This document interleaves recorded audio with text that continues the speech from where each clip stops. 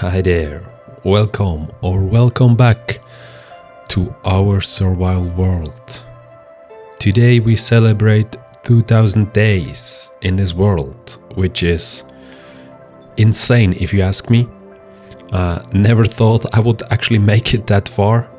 Still pretty new to YouTube, so today I just want to show you my world, take you on a world tour, and for that I prepared this platform with a custom armor, and I would be ready if one day somebody would come to visit my world. And yeah, it's basically ready here. Who knows what the future will hold, but so far I want to thank all of you who have been watching, subscribing, commenting, liking the videos, all of the chapters and stories around this world so far. It was a pleasure, and this world tour should just be a little timestamp, and we want to keep going. So let's have a look at this world. So we spawned in this beautiful valley a while ago, and it changed a lot. Over there we had a village, but we're going to start at our creeper farm, because from there we have a pretty good view above our home village and what we built so far. And that was actually one of the things I wanted to do up here. So let's grab the spyglass and start right here. There was the first building. In the first episode we built this villager breeder. It was a goal of mine just to have this sustainable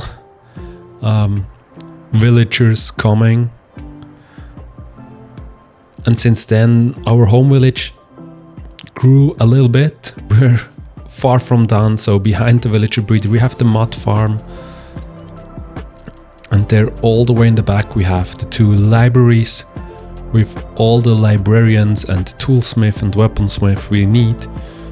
And not good visible from here will be the butcher, and then also our home next to the shulker unloader. And on the other side we have our second villager breeder. I realized the first one was too close to use parallel as decoration in our home village, so we built another one. And over there we have the XP and gold farm, still one of the places I'm the most proud of in this world, and that's exactly where we're going to start with our little world tour. So here at the farm we have this house that is just built into the wall, so it's just a facade. And when we enter this, hello Mr. Librarian, yeah, we'll use you in some time. We have some plans for you. So we have this long hallway, and actually I think it changed a little bit since the Let's Play where we built that. Whenever I came back I just felt like I need to tweak it a little bit, but now I'm super happy with this place. And from here we can activate the farm, and then also the trident killer, so all the piglins that spawn will get killed. We have a redstone lamp here who indicates if we still have enough coal for the gold swords and spears to be smelted into gold nuggets. And down here first we have the gold storage. You see all the nuggets and ingots that we also did here. And every time I come here I just love to be here. We have this custom cave, which is an underground village. 10 villagers forming the gold cult, with the villagers statue, 10 homes. Each villager got their own home, and even a church in the middle. And yeah, I spent so much time detailing, and every time I come back it feels so good and still see a lot of things I could do, but we have the iron veins, the diorite, calcite vein.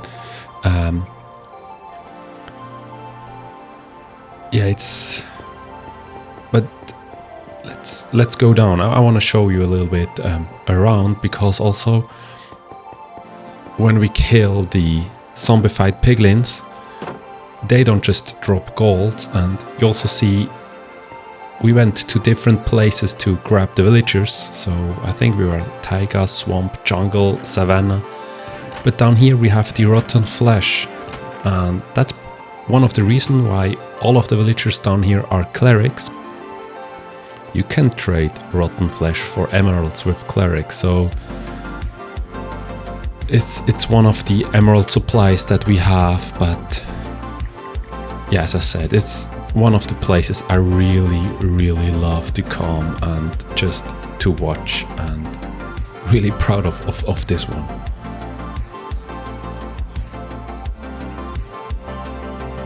If we jump across the valley, this is where our home village will be eventually, but let's start with our home base. So when we enter, we have this kitchen crafting area with all the furnaces and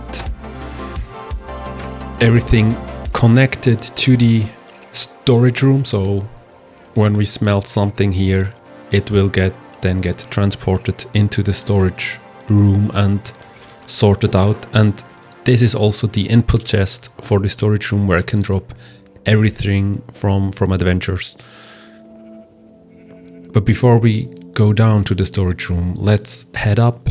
So I have an enchanting area. I'm not sure if I ever used it actually. There's the rest of our armor in our bedroom with the first diamond.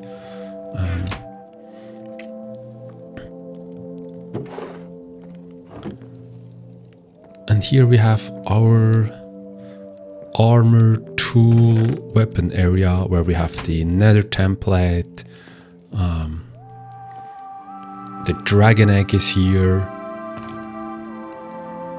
And also all the spare gear is stored up here. So I would probably build it a little bit different now, but yeah, you see the spare elytras. Maybe you remember if you followed the Let's Play when we built the witch farm, how often we died and then even forgot to set our spawn point, so needed to fly back to the swamp to save our stuff on a half durable elytra. So then I said to myself, should never happen again. So I went to raid some end cities just to have some spare elytras. And actually I think I have like several all around the world. But yeah, I think enough from the upper floor. Let's go down into the basement. So the first floor in the basement is our manual storage room that we used in the beginning, with it themed so that we really found whatever we needed to. So we had the nether theme, the lush cave theme, the amethyst, the geode theme, of course the redstone theme.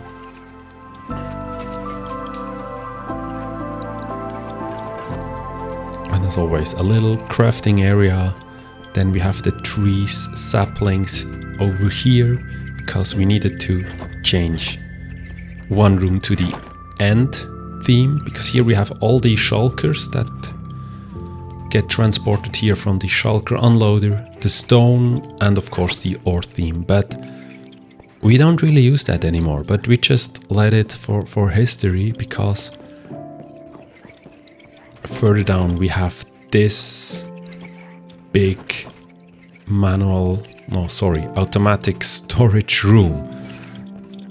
And you might hear the sound in the background from the copper golems. And you see the chests here. It's not just a storage room, it's a multi-item sorter. So we combined the copper golems with some redstone, which allows us to store different items into the same chests, which is so much a quality of life improvement. It's also here you may follow the let's play. Just right after I finished the first version of the automatic storage room, I just felt like, man, I cannot then manually sort a lot of things if you have some kind of an automation. So we just rebuilt the whole storage room, and it was a decision worth it completely. Might get a little bit laggy from time to time because so many copper golems are working, because for every compartment we have a copper golem, as you can see here, with the copper chest as the input, and then 5 chests to sort, and if they don't find the item they can just put it into the 6th chest, where it will get transported to the next section. But also here I really enjoy this one, and this is, I thought this might be more just like building and then leaving, but I use it a lot. It helps a lot to prepare for new adventures and what we want to build.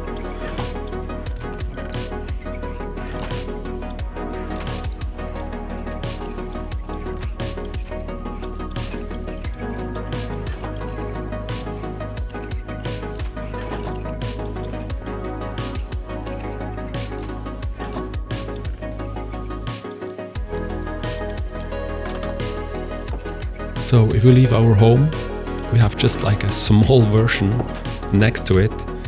This is our shulker unloader, so we can drop our full shulkers after adventures into this chest, press the button, and the items, they will directly transported into the storage room, and the shulkers, they will end up in the manual end themed storage room. So I can then just go there, grab the empty shulkers, and can move on. That's also something totally worth to build, on my opinion. If we now settle with some of the first build that we did, it was this butcher farm.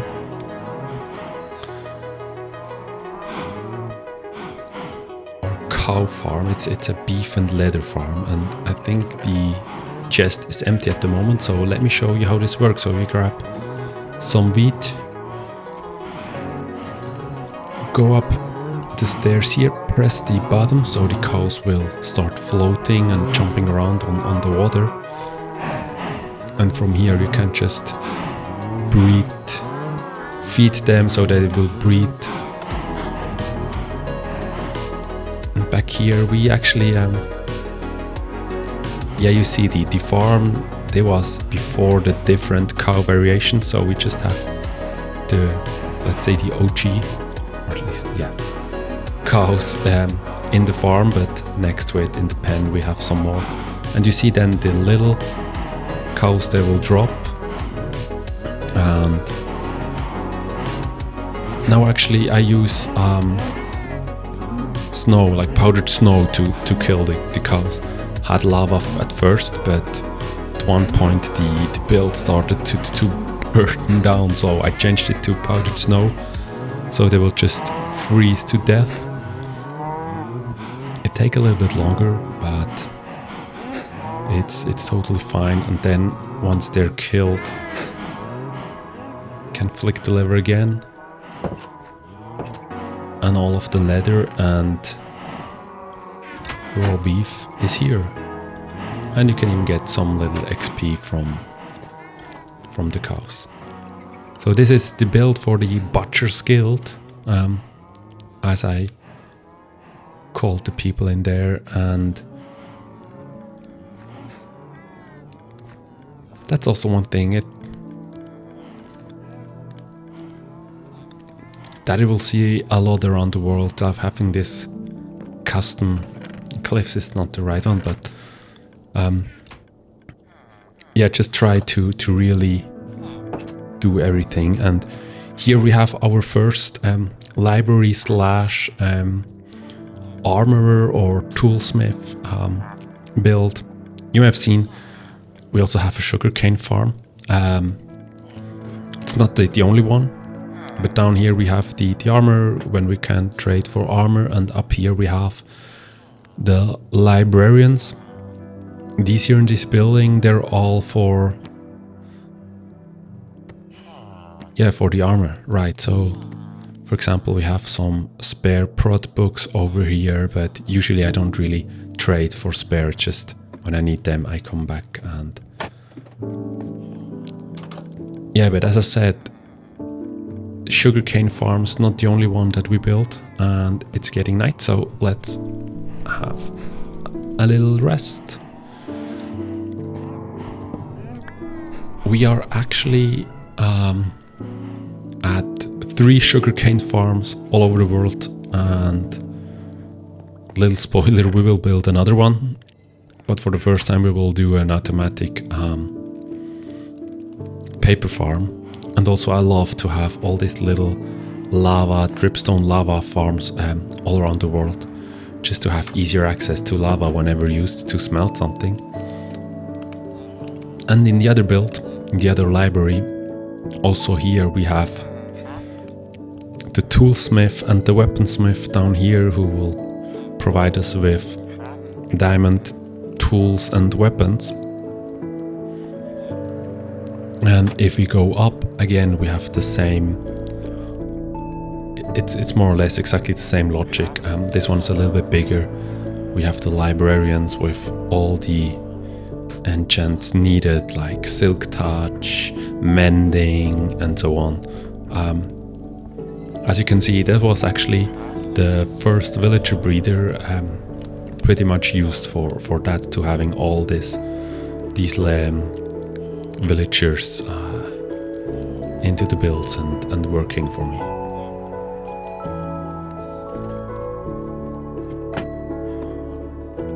And the time I was the most faithful to have it was when we got transported into the void, when we beat the dragon and wanted to raid our first end city, so it was way easier to get all our stuff back.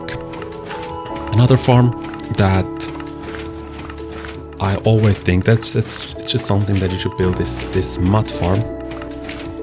So you can use the mud for a clay farm, for example, or also for all the mud bricks.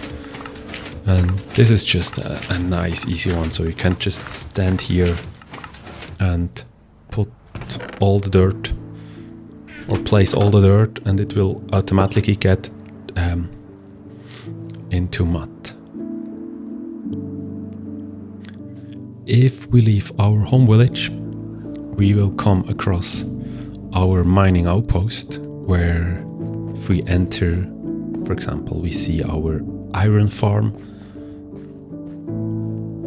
But before we go there, I want to show you this geode mine. I'm actually not even sure anymore if I covered it in one of the Let's Plays. And you also see, like, maybe I should come back here one day and really finish it. But I actually started to custom the mineshaft down, at least. And if we're done with our ride, we enter this geode, which we found once when mining, and I really mined it out completely and made a manual farm. So I don't think there's like an automation possibility for the amethyst shards. And the main reason why I use them is just for tinted glass. So when you want to have it dark inside a farm, but you want to be able to look into it. So, but back at our iron farm, I still love this farm, and it's also like probably, I think it was Let's Play 2, so our second chapter we built this one, and you see it's working so well. And from here we also have our nether portal behind or inside of this skull. And when we go here, this is our killing and storage area for the iron farm. It also changed quite a lot over time, and I made it beautiful, and I made the auto sorter down here. It was pre-copper golem, so there's just only redstone, but we have enough space for the iron ingots. We have the puppies that we will make bone meal out of it, and then we have this overflow chest also with the strings, because we also have cats spawned here, and then they will burn on the campfires, and we'll get a lot of strings, which is actually super nice, so we don't need a spider farm or anything.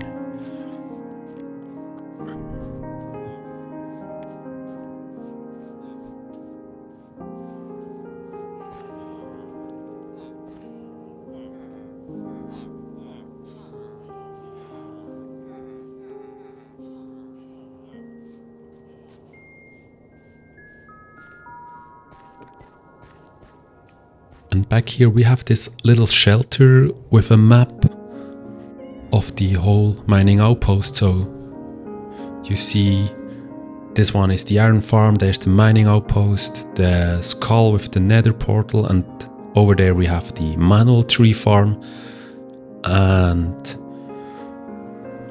there's also the manual bee farm that we have there. And you see a lot of trees that I planted over time just to make it look a little bit more beautiful, but we're almost done here. But there are one or two things that I want to do, but there are also two builds that or two places that we want to see. So let's quickly go into the nether first. We haven't built much in the nether yet, but one thing that I really want to show that is just, it was for me more of a trying out and figuring out what we want to. So this is where we have our tunnel bore down there for all the netherite or the ancient debris. But what I want to show you are the start of the nether hub. So we have this tunnel that shows us the way where we have to go back to the overworld, and it's a little bit choppy. They fixed it actually with the latest update, but I filmed it before. So, and this is the first little hub, and if you would take a ride down this hallway, we would end up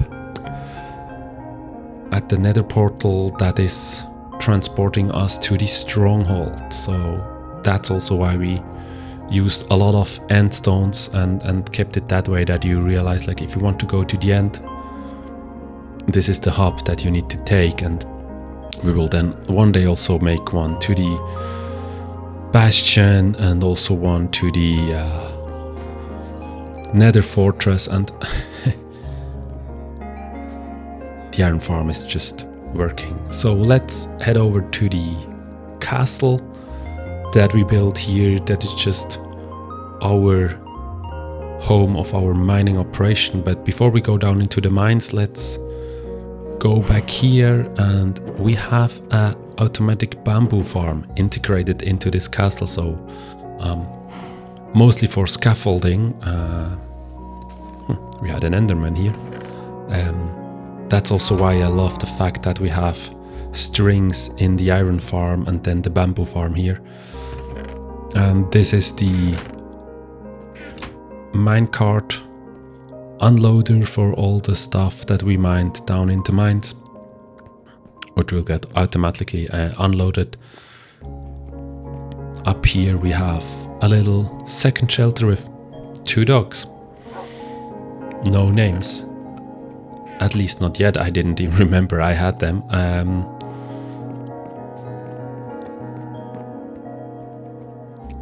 But let's have a little trip down into the mines, and then I can also show you how it's working with the unloader. You see also here, like, the way down, it's all, or like mostly customized in a way, like as if you just need to protect that the mines are not falling down, and this is our strip mine, which I also fully customized, and this is the chest for, as I said, for our minecart to fill up. We have a lot of wood, like spruce down here, just that we could keep going with customizing. And actually I think right now it looks like it's just done halfway, because we strip mined so much more since we started doing that. And I just like to add some little details, as if there would have been a big explosion and this mineshaft shouldn't be used anymore because it could fall into, and we have the little moss.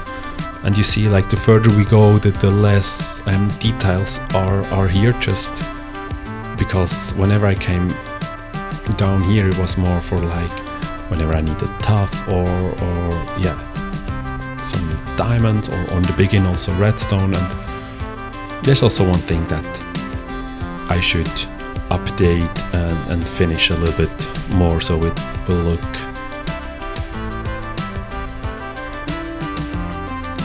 as if it really, like, people are living and working down here. But yeah, probably would have all of the stuff. But as I said, if you press this button here, so the minecart is getting started, and you can see it up there. And if there would be anything into the chest of the minecart, it would get unloaded at the top, and once it's empty, the minecart goes down again. So also this one, it's one of the first build that we did. You see just the iron farm and the strip mines were just like some of the essentials, but since then this place has grown so much. So let's move again. If we take a little boat trip from the mining outpost and to the place where we first built the ominous bottle farm, we have this little harbor with the cactus farm, and this is the place that we're currently working on. So we are working on a custom village. So when we enter, we have this little market as a welcome, and yeah, recently I spent a lot of time here, but as I said, the ominous bottle farm was one of the first farms that we built here just as a standalone, and also this slime farm. We have now way too much slime, actually, or we'll never run out of slime, I believe, at all. And I really should prioritize a bee farm, like a fully automatic bee farm in the future, because we should wax a lot of copper stuff. Anyways, so as I said, this is the village we're currently working on it. In case you want to look into it, so you see the shulker chest monsters. So the last Let's Play was all about the first things that we did here, including this clay farm. So when we visited our mud farm, I said you could use the mud for a clay farm. So let me show you how this works.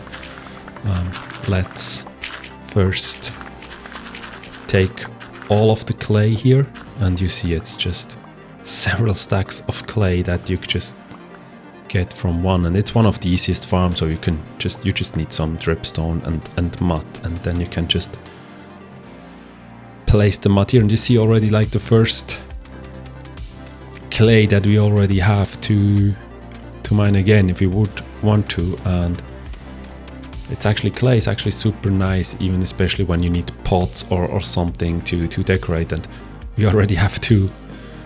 So it's also a super fast farm, and you see like from one full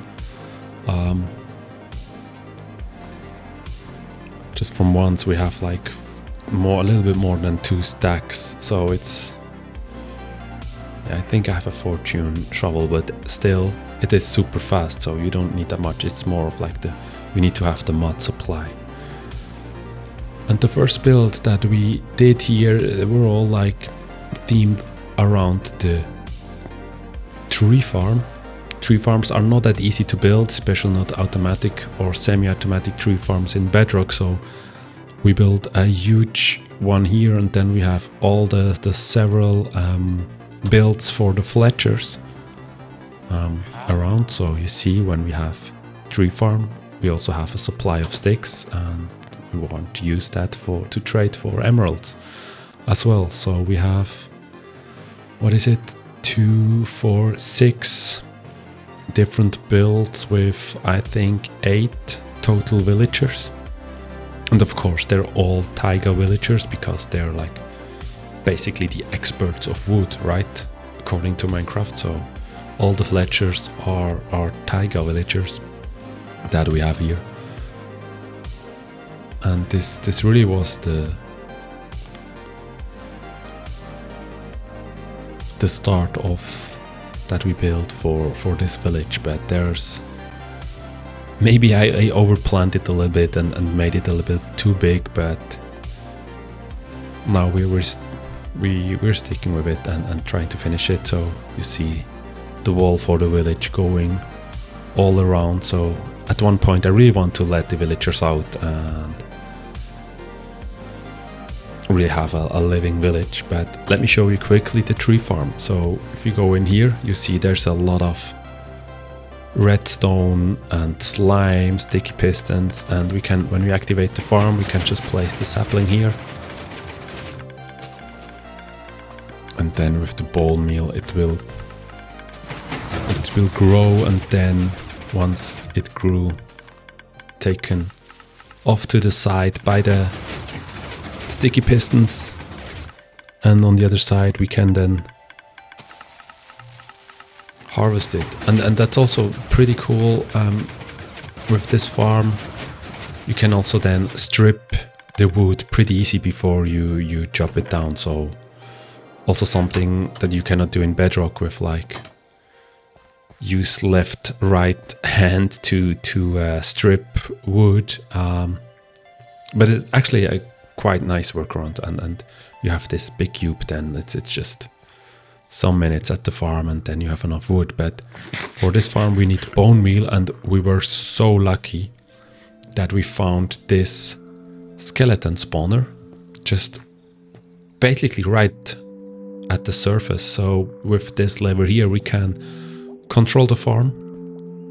We have a redstone lamp there, and if we deactivate it and it gets dark inside of the spawning room, if we wait a little bit we will see some skeletons. Yes, there they are, getting transported through the pipe into the killing chamber, where we have a trident killer set up so that we can really profit from the looting effect, get some little XP, but also get all the bones needed to craft into bone meal for the tree farm. It's really something that as if it would have been planned, but I don't think you can plan stuff like that. And everything you see here around, all the armor, all the weapons, that's just, these are basically all drops from the skeleton. So yeah, that's what we have so far in this village. But let's take our time and take this path to the ominous bottle farm, because that's also, yeah, since I have an elytra I started to fly around way more, and the game gets so faster. But actually that's at one point I really want to connect all of the places with roads, so that I could just travel by horse or by feet. And this path is just so nice into the forest. We have this ominous bottle farm, which is like inspired by Japanese architecture, the way I built it. This was a pillager outpost that we transformed, and when we go into the first floor we have this huge storage room where we have like all the different ominous bottles from 5 to 1 or 1 to 5 sorted.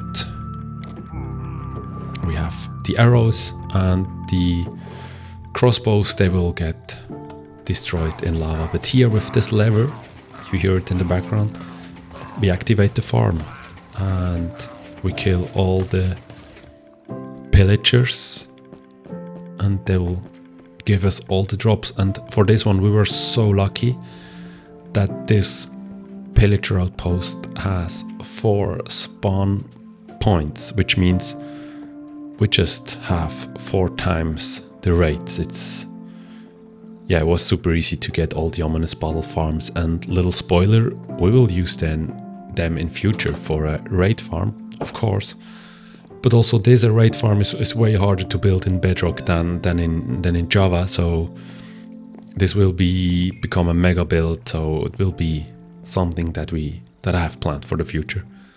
And you also see like it's a little XP farm, but you need to go up here, but it's worth it from time to time just to reduce the lag.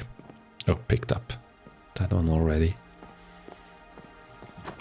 And as always with all of the farms that are the most efficient when you're AFK above it, I build a hot air balloon as the AFK platform. So, oh, there's a ruined portal, didn't know that. Let's fly up to at least one of them. We have one at the creeper farm, we have one here, and we also have one at the witch farm place that we will have to visit in a minute. But from here you just have also now this amazing view down to the village. But as I said, the last place that I really want to show you is a couple of 1,000 blocks away. That's just where I found the witch hut, the first one, so couldn't really choose. And here, deep in the swamp, we have this camp, but since it's night, let's sleep first, so we don't want to blow up anything, and then let me show you around in the swamp. So one of the first things here, we built this base camp as if like for the people who wanted to build the church, and when we created the map here, we found a mansion. So that's something we need to conquer in future. So at one time we will come back to this place and from here go for a little adventure, because I've never been to a mansion yet. But let's first go into this abandoned church. So kind of like the story goes, they wanted to build the church but they couldn't finish it, and then time took toll and it started to fall down, and in this church we have the witch farm, and here you also see the tinted glass, and below the church in the basement we have the huge storage room, because a witch farm, that's probably one of the most OP farms you can have in Bedrock. So we have the swamp clan in the prison cells in the basement of this farm. We can also use them for trading, because as I said, it's a witch farm, it's just crazy like the drops you get. So that's why we also have several different villagers with different professions here. And back here we have the overflow chests, and then we have these sticks. So witches drop sticks, they drop empty bottles. You can use, for example, for the mud farm we have sugar, we have the spider eyes. So especially for brewing, there's a lot of things that you can use. We have gunpowder, which is empty because I used all of them for rockets. We have glowstone dust, and we have redstone dust, which is like we'll probably run out of storage space at one point. That's also why there are like way more barrels for the redstone, because it just drops an insanely amount of redstone dust. So we also have a little crafting area with our bed and a place to sleep. And over here in the second part of the storage, we have the potions. The way we built the witch farm, we also have potions they drop. So potions of fire resistance, water breathing, healing, and swiftness. With it, it's like, as I said, there's no reason to not to have a witch farm in your world. And you see just basically AFKing time from time to time here, and there are like so many drops, and also took already so many potions home. So yeah, this one is also a build I'm super proud of, and I really like to come back also because I think it looks kind of nice. But we're not done here yet, so because as I said, we have several sugarcane farms, and since we have gunpowder here, we will also have a sugarcane farm here. But first, we also built a little frog statue down into the water. I mean, could be a little spoiler for what could follow in future, but I will leave the statement here. But right now it's just more of like the frogs are living in the swamp, so if you have a villager statue in the underground village at the gold cult, it's just a frog statue here in the swamp clan, in the swamp, which just makes sense. And you see also here we fully customized these cliffs, but when we enter it here, it's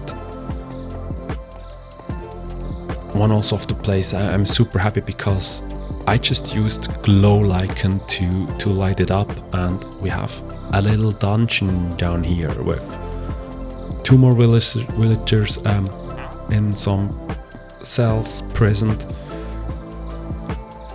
and that's the only part where we have a glowstone behind, just to make sure that we have enough light with our sugarcane farm here. And you see there's like safety rocket supply that will never run out of rockets if we want to fly home for the almost 4,000 blocks that we need to travel.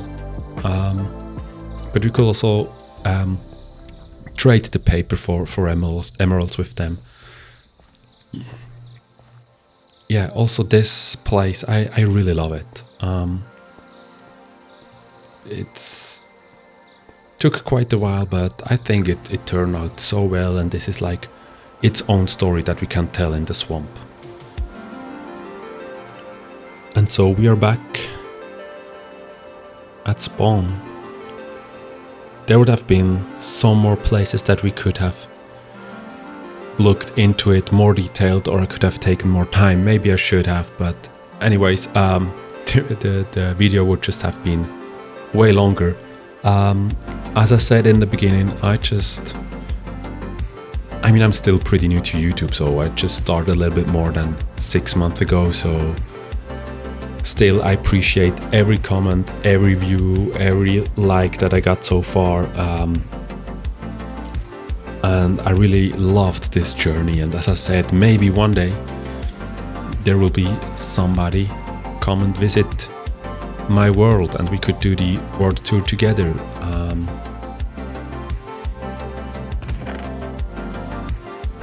Don't want to shout out any wish lists. Might do that in future. There would be some that would be insane, but for now I would just, so at least it got worn once, where the custom made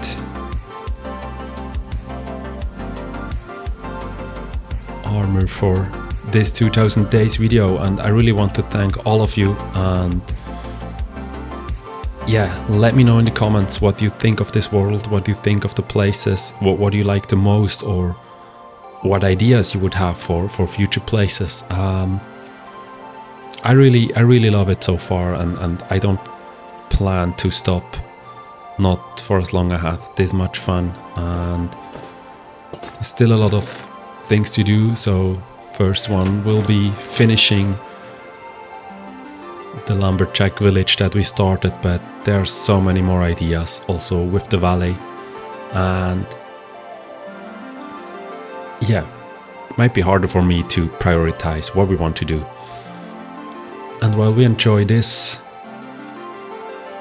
next sunrise over the mountains, soaking it in, I want to thank you for watching. I hope you liked this little world tour, this little spin-off, and feel free to comment, feel free to watch some other Let's Plays. Let me know what you think, and if you want to stay up to date with the world, consider subscribing. And we're off to many more days in this world. Cheers!